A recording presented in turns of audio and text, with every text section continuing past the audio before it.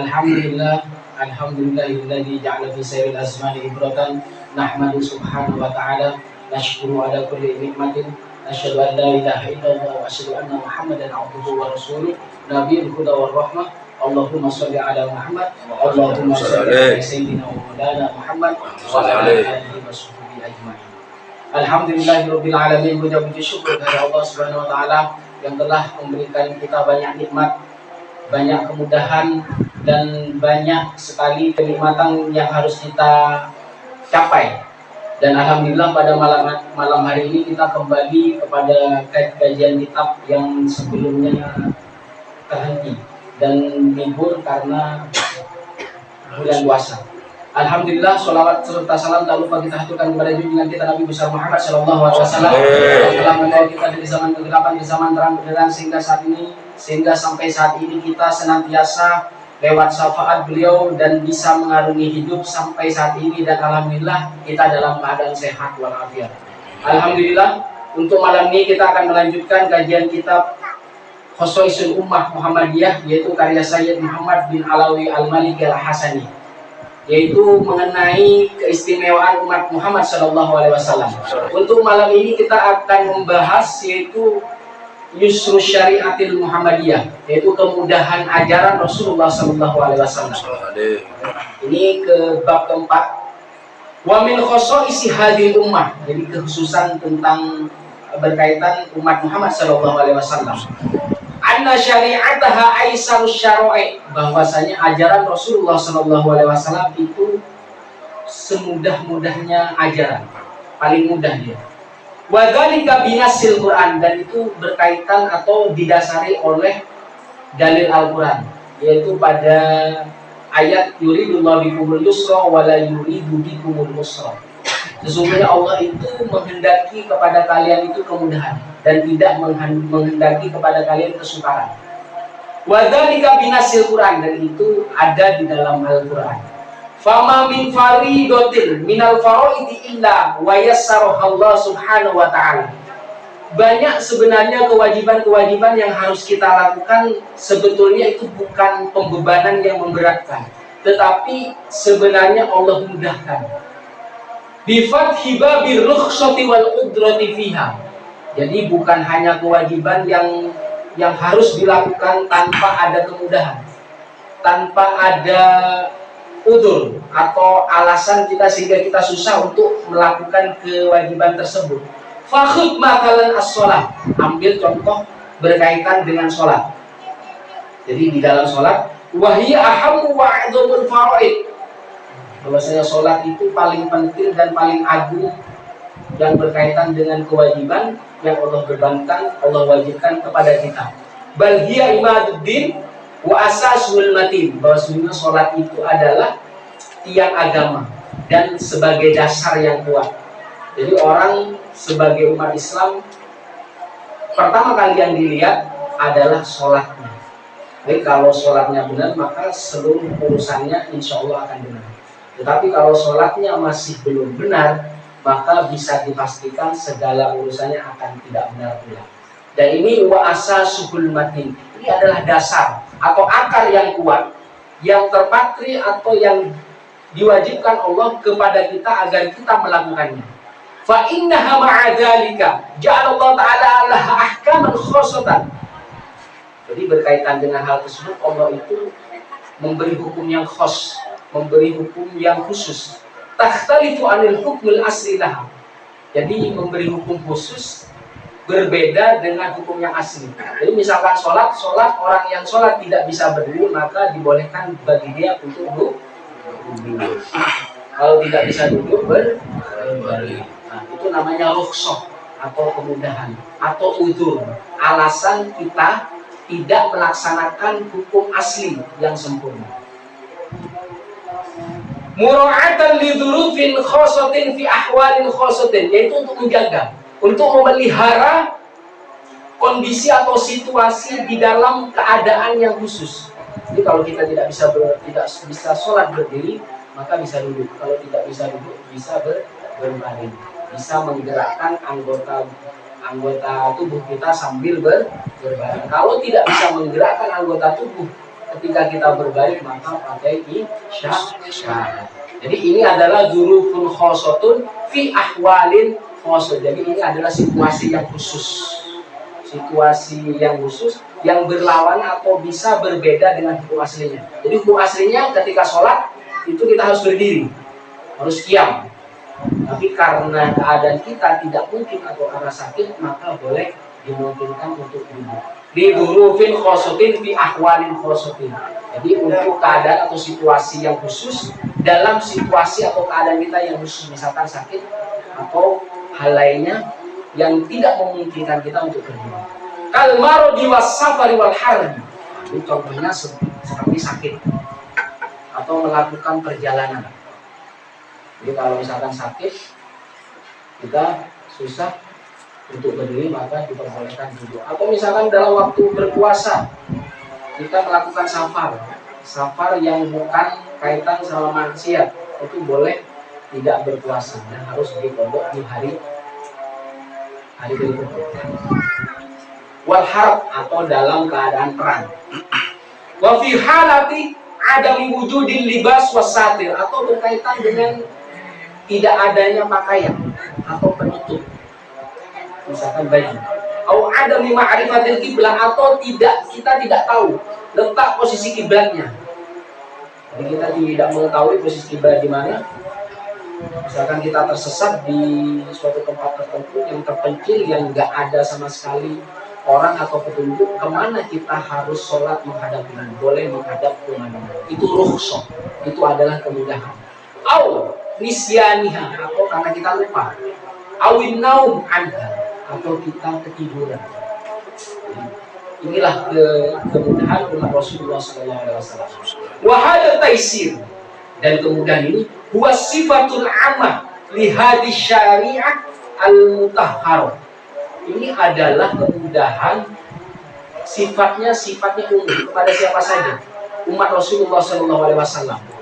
Li hadis syariah al-mutahhar, jadi terhadap ajaran yang murni ini atau yang suci ini. Qala Allah Ta'ala yuridu bikumul yusra wa la yuridu bikumul usra. Dalam surat Al-Baqarah 185. Allah menghendaki kalian, bagi kalian, kepada kalian itu kemudahan dan tidak menghendaki bagi kalian kesukaran atau kesulitan.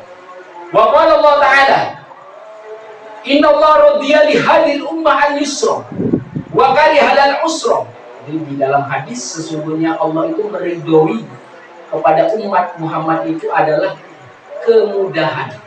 Jadi kemudahan yang kita dapatkan karena kita punya alasan atau udzur yang susah kita untuk melaksanakan kewajiban secara sempurna, boleh mengerjakannya meskipun itu tidak sempurna. Allah meridhoi ini.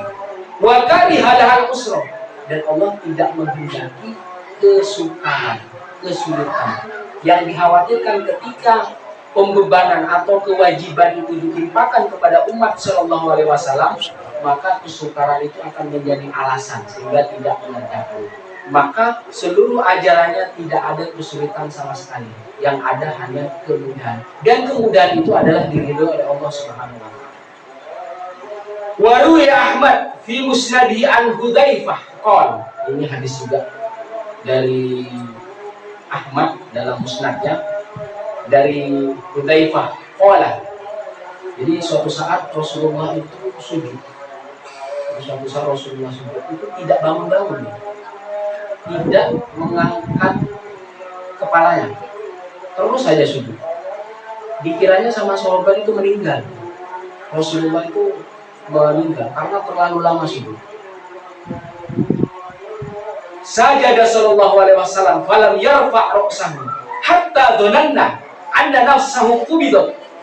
Dari Hudzaifah, Rasulullah sallallahu alaihi wasallam sujud dan beliau tidak mengangkat kepalanya sampai kita mengira jiwa Rasulullah sudah tercampur. Jadi dikiranya sama kita, sama sahabat Rasulullah itu sudah meninggal. Falamma faragha, setelah selesai, sudah sujudnya lama, kemudian selesai, Rasulullah bersabda, Rabbi stasyaroni. Jadi Tuhanku telah memberi nasihat, telah menyarankan kepadaku. Apa itu? Wa ahalla lana katsiran mimma shaddada 'ala man qablana wa lam yaj'al 'alaina fid dunya min harajin falam ajid syukran illa hadhihi sajdah. Jadi di dalam sujud Rasulullah itu mendapat saran atau mendapat nasihat dari Allah langsung. Wa ahallana katsiran. Kita itu mendapatkan banyak kehalalan yang banyak. Maksudnya umat Rasulullah.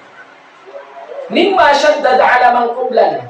Sampai saking banyaknya halal, sampai saking banyaknya kehalalan yang kita dapatkan dari orang-orang atau kaum sebelum umat Muhammad.